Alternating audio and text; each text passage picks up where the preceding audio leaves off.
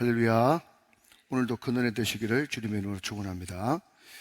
자, 오늘 시편 107편 위에 보니까 제5권 이렇게 되어 있습니다. 이제 마지막 5번째 책으로 들어온 거죠. 어제도 말씀을 드렸지만 시편은 총 5권으로 되어 있는데 어제 4권이 민수기와 연관되어 있었다면 오늘은 5권이니까 어디와 연관되어 있죠? 신명기와 연관되어 있습니다. 신명기. 자, 예수님께서 제일 많이 인용했던 구약의 책이 신명기입니다. 신명기. 그래서 이 신명기라고 하는 그 신자가 또 거듭 신자가 될 수도 있기 때문에 신명기를 한마디로 말하면 무슨 책인가 하니까 거듭 이야기하고 또 이야기하는, 그래서 신신당부한 말씀. 그래서 신명기는 총 3편의 설교로 이루어져 있는데 이 3편의 설교를 모압 광야에서, 이제 이스라엘 요단강만 건너면 이스라엘인데 그 이스라엘 바로 건너기 직전인 모압 평야에서 출애굽 2세들에게 너희만은 꼭 가나안 땅에 들어가서 하나님의 백성으로서 반드시 이 말씀을 붙들고 살아야 된다라고 거듭 강조한 말씀이 신명기입니다. 신명기.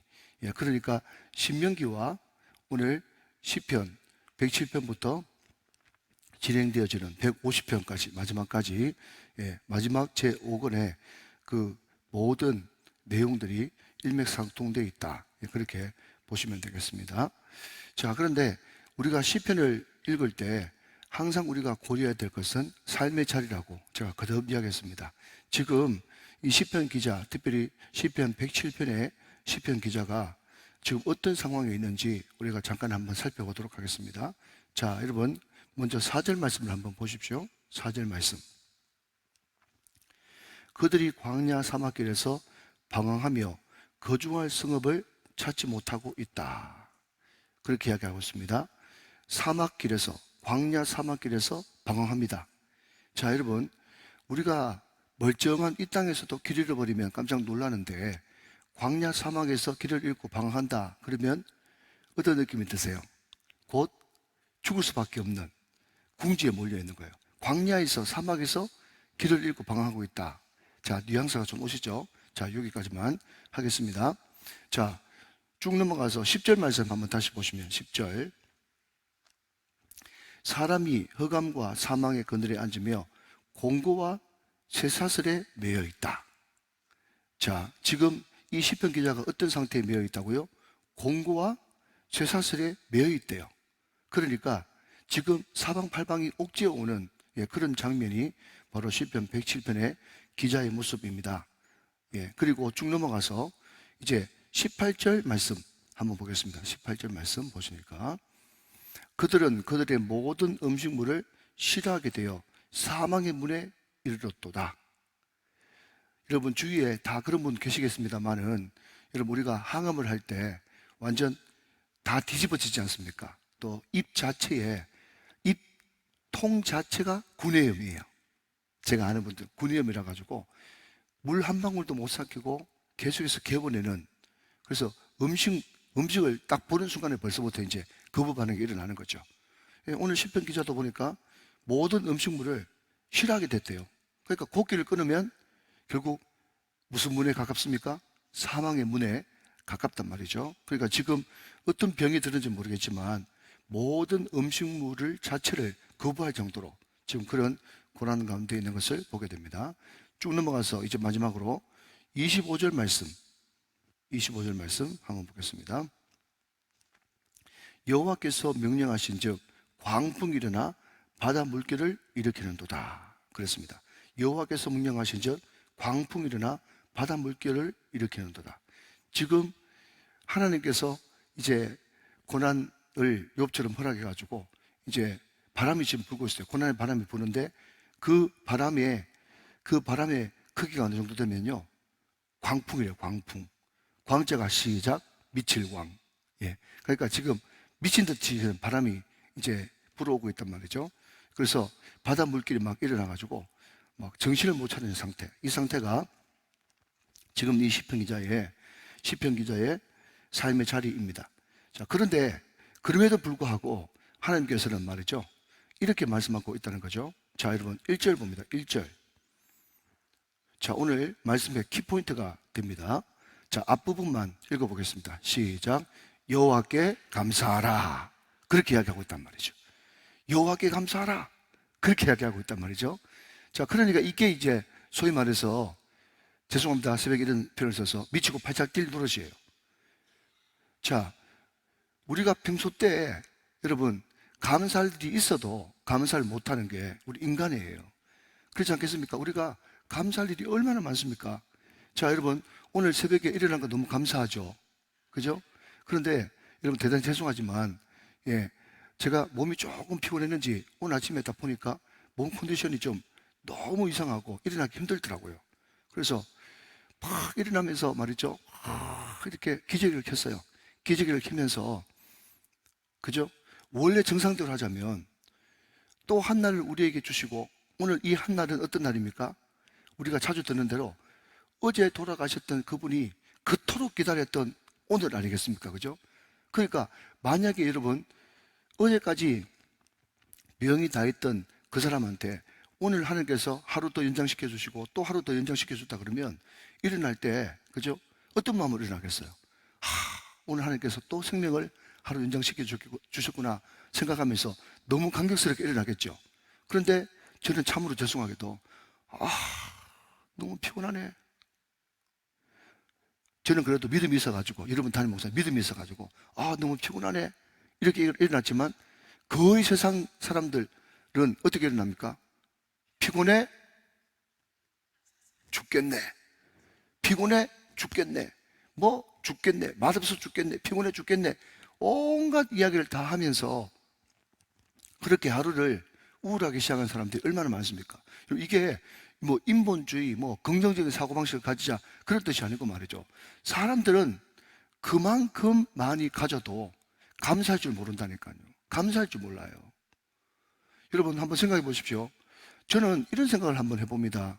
절대로 여러분 시간 끌기 작전이 아니고, 왜 사람들은 중간지대가 없을까? 이 생각이 들어지는 거예요. 무슨 이야기인가 하면요, 중간지대가 없어요.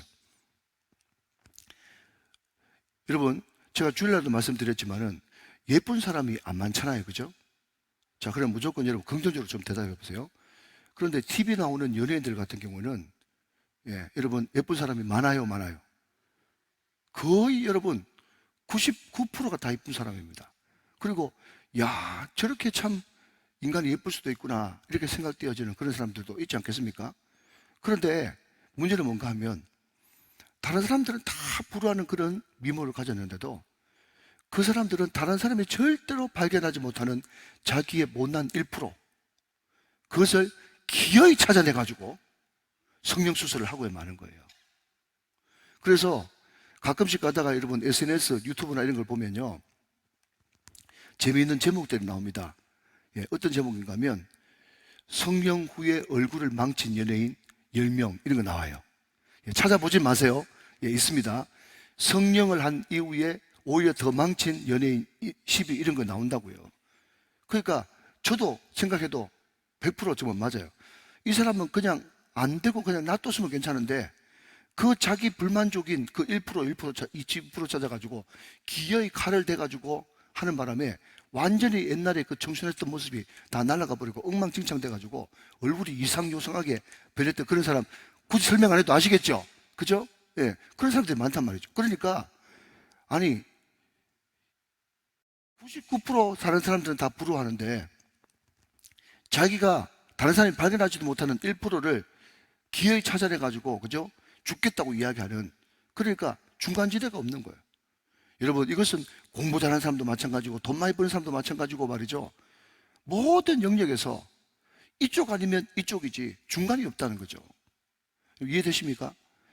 그러니까 여러분, 인간은 근본적으로, 재성을 가진 인간들은 뭘 할 줄 모르는가 하면 뭘 할 줄 몰라요? 감사할 줄 몰라요. 그런데 오늘 성경 말씀 말이죠, 어마무시한 이야기를 합니다. 지금 이 시편 기자는 지금 광야 사막에서 방황하고 있어요. 지금 흑암과 쇠사슬에 매여 있어요. 세 번째, 무슨 병이 들린지 모르겠지만 모든 음식을 싫어하고 거부할 정도로 지금 음식도 못 삼키고 있어요. 네 번째, 광풍이 일어나가지고 내가 지금 죽을 지경이에요. 한마디로 말하면 지금 이 시편 기자는 욥의 고난을 받고 있어요. 그러나 그럼에도 불구하고 하나님은 그 영혼에게, 바로 그 영혼에게 이렇게 명령합니다. 여호와께 감사하라. 여호와께 감사하라. 그렇게 말하고 있다는 거죠. 여러분, 그래서 우리 신앙이 점점 자라고 우리 신앙이 점점 커지기 위해서는요, 자, 여러분, 오늘 이 말만은 꼭 기억해 주시기 바랍니다. 명령형 신앙생활을 해야 된다 하는 것입니다. 자, 한번 따라 하시면 좋겠습니다. 명령형 신앙생활을 해야 된다. 시작. 명령형 신앙생활을 해야 된다. 자, 여러분, 제가 조금 어려운 말을 한번 해볼게요. 여러분, 제가 그래도 이제 철학을 전공했으니까 철학자 샤르트르라고 하는 사람이 있어요. 샤르트르. 근데 이 샤르트르가 굉장히 그 당시 젊은 사람들한테 반향을 일으키고 센세이션을 일으킨 사람이거든요.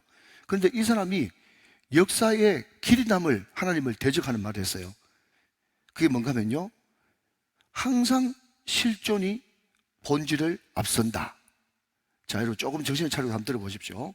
이 샤르트르, 철학자 샤르트르가 뭐라고 얘기했는가 하면, 그 당시 모든 사람들은 그냥 확 끌어다니는 매력적인 말이 됐다니까. 인본주의죠. 인본주의. 한마디로 말하면 이 철학자 샤르트르가 뭐라고 얘기하는가 하면, 항상 실존은 본질을 앞선대요.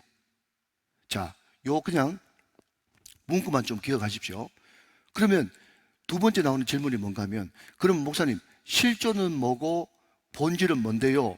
이렇게 물어볼 수 있지 않겠습니까? 자, 그러면 쉽게 제가 설명합니다. 실존이 뭔가 하면요, 나의 실존이에요. 내가 지금 실존하고 있지 않습니까? 내가 지금 존재하고 있죠? 그러니까 실존이 뭔데요? 본질이 뭔데요? 라고 이야기한다면요, 그냥 실존은 나의 실존이에요. 자, 한번 따라 합시다. 나의 실존. 시작. 나의 실존. 예, 내 위주가 실존이에요. 본질은 뭔가 하면요, 한번 더 따라 보실까요? 하나님의 본질. 시작. 하나님의 본질입니다. 그러니까 실존은 뭔가 하면 나고, 본질은 뭔가 하면 하나님이에요. 근데 여러분, 그 당시에 젊은이들에게 큰 번향을 일으켰던 이 철학자 샤르트르가 뭐가 앞선다고요? 내가 하나님보다 앞선다. 이게 인본주의의 그냥 큰 근간이잖아요. 근간. 그 이야기를 듣고 젊은 사람들이 말이죠, 열광을 했어요. 그런데 이 실존이 철학에 미친 것이 실존주의 철학인데, 이것이 신앙생활에도 들어가지고 실존주의 이제 신학자들이 이제 생긴 거예요. 생겨가지고 그 중에 대표적인 사람이, 이제 소위 말해서 우리하고 이제 장로교는 장로교지만 이제 약간 자유주의가 묻어있는 장로교가 이제 칼바르트라고 하는 그런 유명한 신학자들을 주로 따르는, 그 사람들이 이제 그쪽인데 말이에요. 실존주의 신학자들인데, 그 사람들이 늘 하는 말이 뭔가 하면, 말씀이 있어요. 말씀이 있는데, 이 말씀 중에 모든 말씀이 아니라 내가 읽고 와닿아야 그 말씀이 말씀이라는 거예요. 물론 여러분 맞습니다. 그죠? 스펄전 목사님도 그런 이야기를 했어요. 시편 23편 말씀 가운데 그냥 여호와란 말도 좋은 말이고 푸른 초장 잔잔한 시내 다 좋은 말이지만 자기한테 가장 은혜가 되는 단어는 나의라는 단어다라고, 그 말을 참 좋아해요. 맞아요. 얼마든지 적용될 수 있는 말이에요. 여러분, 여호와, 푸른 목장, 푸른 초장, 잔잔한 시내 아무리 있어봤자 그것이 내하고 상관없으면 무슨 소용이 있겠어요. 그죠? 맞아요. 그런데 그 정도에서 멈춰야지 더 나가서 말씀이 있는데 이 말씀이 있어봤자 아무 소용없고, 이 말씀이 나한테 은혜가 되고 이 말씀이 나한테 도움이 돼야 말씀이다 라고 생각하면 그 말이 맞아요, 틀려요? 틀립니다. 자기한테 은혜 안 된다고 해서 이 말씀이 아무 소용없고 나한테 은혜 되는 말씀만 내 말씀이다 생각하는 그 생각은요, 아주 자기 위주의 인본주의 신앙이에요. 모든 말씀이 다 하나님의 말씀이에요. 모든 말씀이 다 하나님의 말씀이에요. 이 로고스 자체가 다 하나님의 말씀이란 말이죠. 그러니까 자기한테 와닿고 은혜 되는 것만 여러분 빨간 볼펜으로 형광펜으로 한 밑줄 그어가지고 성경책 뚫지 말고 그걸 가지고 여러분 내가 복음이라고 하는 거예요. 내가 복음. 자기한테 와닿지 않아도 성경은요 수많은 명령들로 기록되어 있는 책이 성경책이란 말이죠. 자, 여러분 신앙이 철두철미하게 내 위주면 말이죠. 지금 아까 소개시켜드렸던 4절, 10절, 18절, 25절 말씀 이런 상황에서 여호와께 감사하라 그렇게 명령하면요 그 사람이 뭐라고 얘기하는가 하면 감사할 거리가 있어야지 감사하지. 내가 뭐 때문에 감사하고 무슨 거리를 가지고 감사하는데 하면서 이 말씀이 내 말씀이 안 되고 거부한단 말이에요.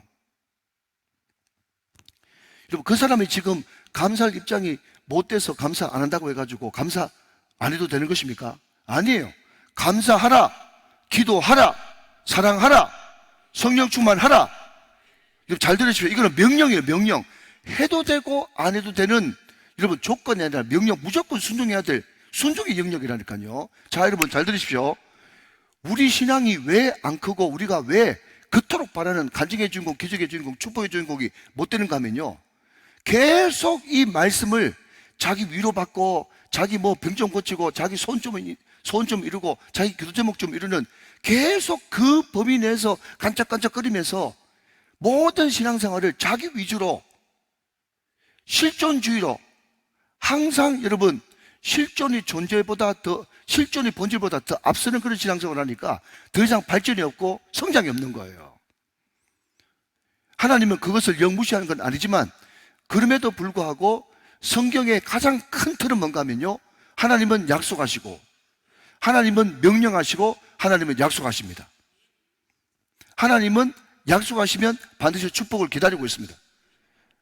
명령과 약속, 명령과 약속, 명령과 약속 이게 항상 여러분 성경에 큰 구도로 되어 있는 거예요. 자, 예를 들어서 자 우리 육성호 장로님 죄송합니다. 새벽에 육성호 장로님은 저를 신뢰하시죠? 자, 육 장로님한테 제가 그죠? 어제 전화해가지고 장로님 이것 좀 해줬으면 좋겠습니다 하면서 제가 부탁을 드렸어요. 근데 이렇쿵 저렇쿵 설명하면서 자세하게 여러분 모든 걸 다 설명할 수 있지만 어떨 때는 급할 때는 제가 어제 회의 중에 잠깐 나와가지고 장로님한테 전화했거든요. 장로님 이것 좀 해주셔야 되겠습니다 라고 이야기하면서 지금 회의 중에서 바빠서 그렇거든요 라면서 양해를 구했습니다. 그랬더니 여러분 전화통화가 30초도 안 됐어요. 장로님 맞죠? 근데 우리 장로님은 뭐라고 반응하시는가 하면 네 목사님 하겠습니다 염려하지 마십시오 하면서 끊었다고요. 자, 여러분 보십시오. 우리 장로님께서 저하고 통화 30초도 안 했는데 네, 제가 순종할 테니까 걱정하지 마십시오라고 끊을 수 있었던 것은 뭐 때문에 그러죠? 목사님이 시키면 또 목사님이 하라고 하시면 반드시 순종하면 자다가도 떡이 생길 것을 믿고 그렇게 가르치셨겠죠. 예, 아멘 좀 하시면 좋겠습니다. 예. 여러분 부모가 담임 목사가 여러분 성도들에게 자녀들에게 뭘 시켜도 목사님 말씀하신 데 순종하면 그래도 참 하나님께서 기뻐하시고 좋아할 것이다 라고 하는 그 믿음과 그 약속을 믿는 그 마음이 있기 때문에 기쁨으로 순종을 해요.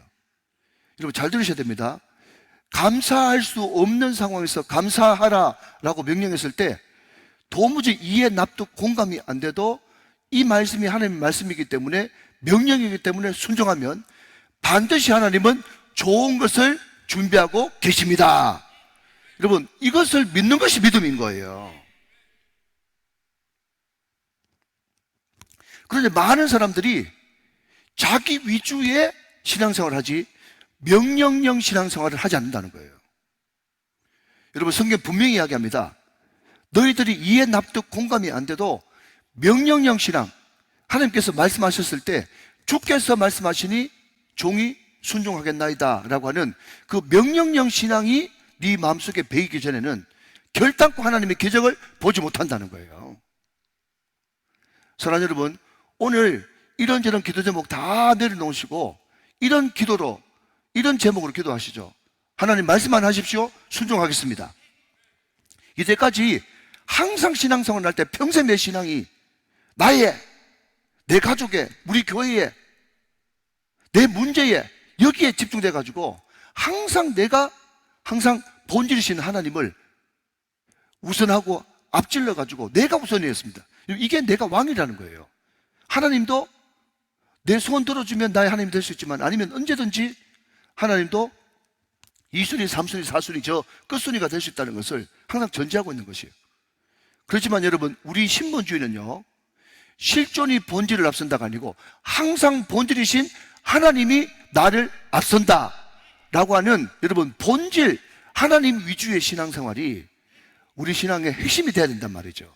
여러분, 그러기 위해서는 우리는 항상 명령형 신앙에 익숙하고 이해 납득 공감이 안 된다고 할지라도 하나님의 말씀이면 언제든지 나아가겠습니다, 순종하겠습니다 라고 하는 그런 마음이 있어야 우리 신앙이 일취월장 성장하면서 하나님의 기적을 보게 된다는 거죠. 여러분, 하나님을 신뢰하십시오. 하나님께서 도무지 형편이 안 되는데 순종하라고 할 때는 반드시 좋은 것을 가지고 기다리고 있습니다. 하나님께서는 여러분, 템테이션, 유혹하시는 분이 아니라 하나님은 테스트 하시는 분인데, 그리고 테스트를 거쳐야만 하나님께서는 주시는데, 그 테스트가 뭔가 하면요, 이해 납득 공감이 안 되는 현실 상황에서 명령하는데 그 명령에 순종하느냐 순종하지 않느냐를 늘 달아보시는 하나님이 있어요. 그런데 감질나게 하는 것이 아니라 달아보시고, 아, 충분히 순종하는 거 보니까 큰 그릇, 견고한 그릇, 깨끗한 그릇 준비됐구나 생각하면서 하나님께서는 그 그릇에 담아주시는 거예요. 이런 작은 간증이지만 하나만 나누면, 제가 주일날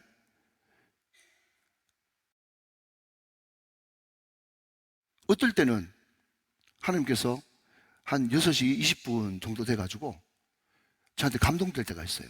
뭔가 하면 그 뒤에 여러 가지 스케줄이 있지만 네가 일부 예배를 좀 내려갔으면 좋겠다, 이렇게 감동 주실 때가 있어요.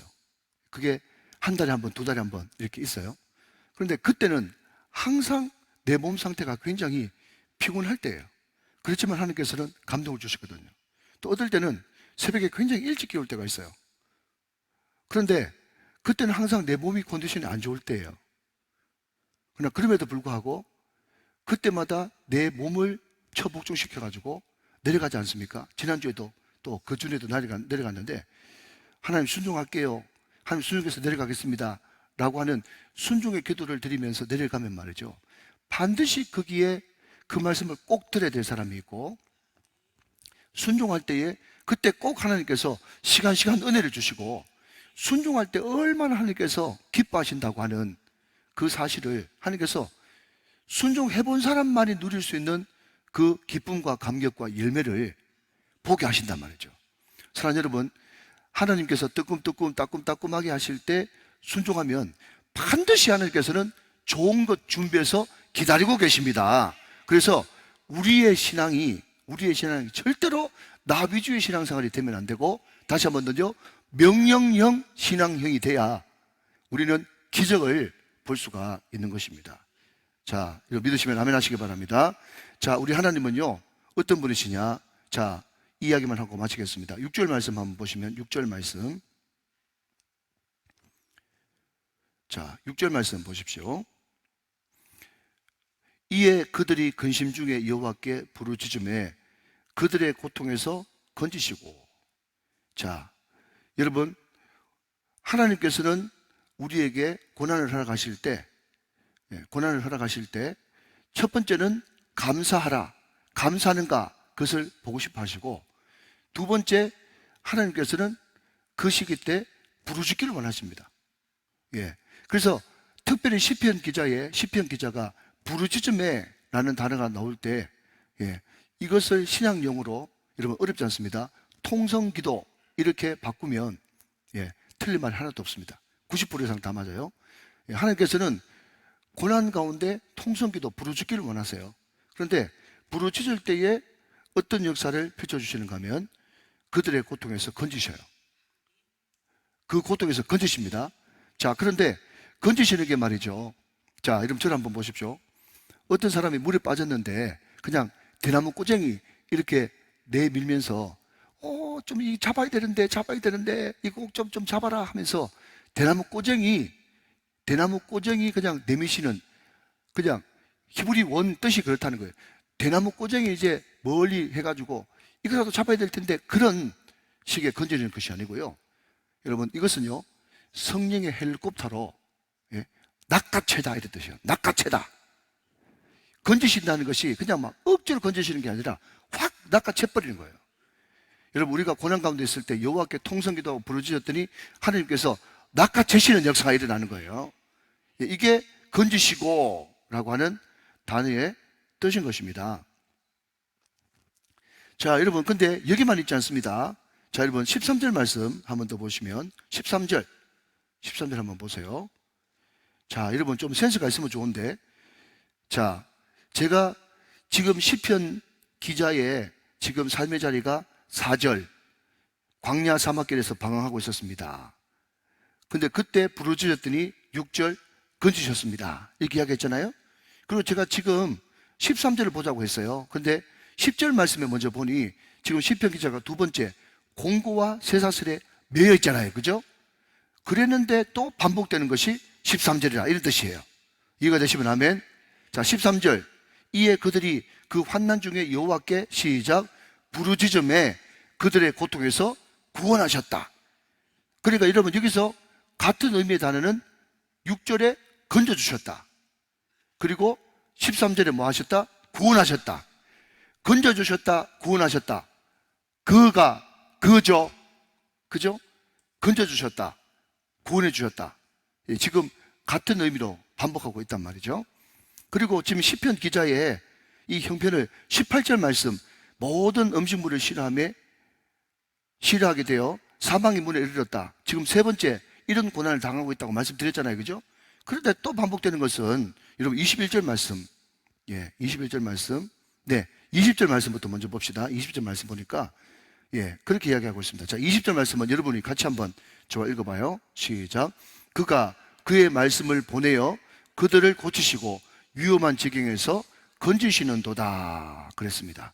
자, 여러분, 여기에 너무너무 기가 막힌 말씀은요, 그가 우리를 건지시는데 뭘 보내가 건지시는가 하면요, 말씀을 보내신대요. 말씀. 오늘 주의 종을 통해서 오늘 저와 여러분들에게 말씀 보내는 줄을 믿으시기 바랍니다. 말씀을 보낼 때 그 말씀 줄 잡으면, 여러분, 그 말씀을 내 허리띠에 묶으면, 내 허리에 묶으면 어떤 인생의 미로도 찾아갈 수 있단 말이에요. 그러니까 그의 말씀을 보내어 그들을 고치시고 위험한 지경에서 건지시는도다.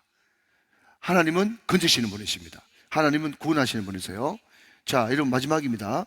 자, 25절 말씀 다시 한번 보시면 여호와께서 명령하신 즉 광풍이 일어나 바다의 물결을 일으키는도다. 이런 고난을 당하고 있었는데, 그런데 28절 말씀 보시니까 이에 그들이 그들의 고통 때문에 시작 여호와께 부르짖음에 그가 그들의 고통에서 그들을 인도하여 내시고 그랬습니다. 인도하여 내시고.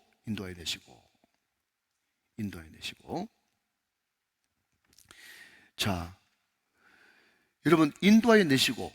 자, 이 이야기만 하고 이제 마칩시다. 하나님은 고난 가운데 부르짖음에 인도하여 내십니다. 인도하여 내시고. 이것도 구원이고 건지시는 거죠. 자, 그러면 여러분, 이렇게 한번 비교해 볼게요. 여러분, 우리가 어떤 사람한테 부탁하면 그 힘 있는 사람, 먼저 가진 사람도 우리를 손잡고 인도해 주죠. 사람도 여러분 인도해 줍니다. 그죠?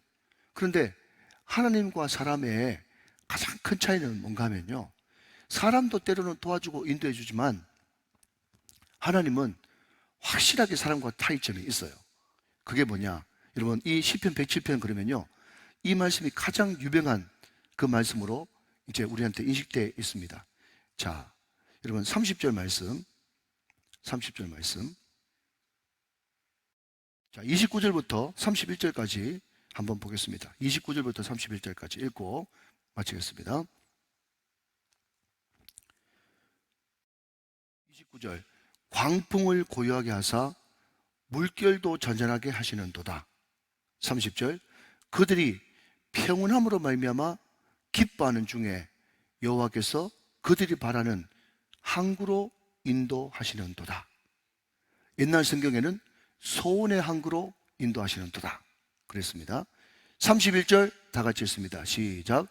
여호와의 인자하심과 인생에 행하신 기적으로 말미암아 그를 찬송할지로다 그랬습니다. 자, 여러분, 하나님께서 우리를 인도하시고 인간도 우리를 도와줄 수 있는데 하나님과 인간의 차이는 뭔가 하면 하나님은 그 선하심과 인자하심이 영원하도다. 하나님의 그 토부, 하나님의 그 굿, 합력의 선을 내리시는 끝이 좋게 하시는 그 선하심과 또 인자하심, 헤세드, 변치 않고 실패하지 않는 사랑, 그 사랑이 한두 분이 아니라 끝까지 영원해요. 이게 하나님의 성품이세요. 인간은 유한합니다. 또 인도라고 하는 측면에서도 하나님의 인도는요, 하나님이 한번 인도한다고 생각하시면 반드시 가나안 복지까지 이르게 하십니다. 이게 가장 큰 차이예요. 하나님은 인도하시면 반드시 이르게 하셔요. 이게 하나님의 놀라운 축복이고 은혜고, 그렇지만 인간은 어떻습니까? 이르게 할 수도 있지만 이르게 못할 때가 훨씬 많아요. 도와주지만 끝까지 책임지지는 못한 것입니다. 그러니까 여러분, 끝까지 책임도 못 지는 그 사람한테, 물론 그 사람을 업신여기라 그런 말은 아니지만 끝까지 책임도 못 지는 그 사람한테, 중간에 변신도 12번도 더 할 수 있는 그 인간한테 자꾸 묶이고 매어가지고 거기만 쳐다보고 있을 거냐? 아니면 여러분, 하나님의 선하심, 토부와 헤세드가 영원하신 그 하나님께 계속해서 부르짖고 매어달리면 하나님께서는 건지시고 구원하시고 인도하시고 이르게 하시는 그 하나님께 더 의지하고 나갈 거냐? 자꾸 여러분 하루에 12번도 변하는 실존인 인간, 나를 비롯한 인간에게 먼저 우선순위를 둘 것이냐? 아니면 하나님의 본질, 영원한 본질, 포장된 껍데기 말고 속 알맹이인 그 영원한 본질 되시는 그 하나님께만 더 집중할 것인가? 오늘 저와 여러분들이 결단할 필요가 있단 말이죠. 오늘 저와 여러분들에게 충만한 은혜가 넘치시기를 주 예수 그리스도의 이름으로 축원합니다.